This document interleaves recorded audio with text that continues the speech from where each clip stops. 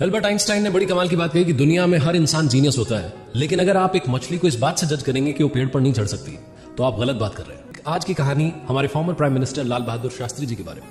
शास्त्री जी की बड़ी कमाल की बातें थी। वो साधारण जिंदगी जीते थे, दूसरों का हमेशा सम्मान करते थे और कभी भी, चाहे वो छोटी बात हो या बड़ी बात हो, कोई बड़ा मुद्दा हो, अपने आसपास के लोगों से राय लेते थे, चाहे वो उनका कोई सहयोगी रहा हो या उनका कोई घर का नौकर हो।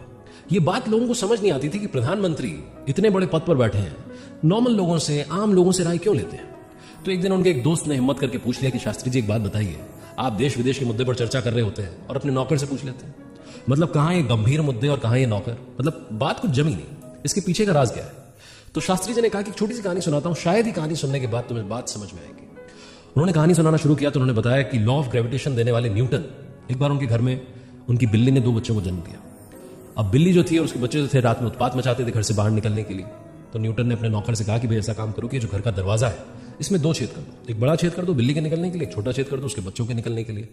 तो नौकर ने कहा कि गुस्ताखी माफ, लेकिन एक ही छेद, बड़ा छेद, जिससे बिल्ली निकलेगी उससे बच्चे भी निकल जाएंगे। और ये बात सुनने के बाद न्यूटन हक्के बक्के रह गए। उन्हें लगा कि इतनी मामूली सी बात उनके दिमाग में क्यों नहीं है। तो शास्त्री जी ने जब ये कहानी खत्म की तो बताया कि जिंदगी में हर इंसान की वैल्यू होती है। इस लाइफ में हम में से हर किसी के अंदर वो काबिलियत है जो दुनिया बदल सकती है, लेकिन जरूरत है उस काबिलियत को पहचानने की।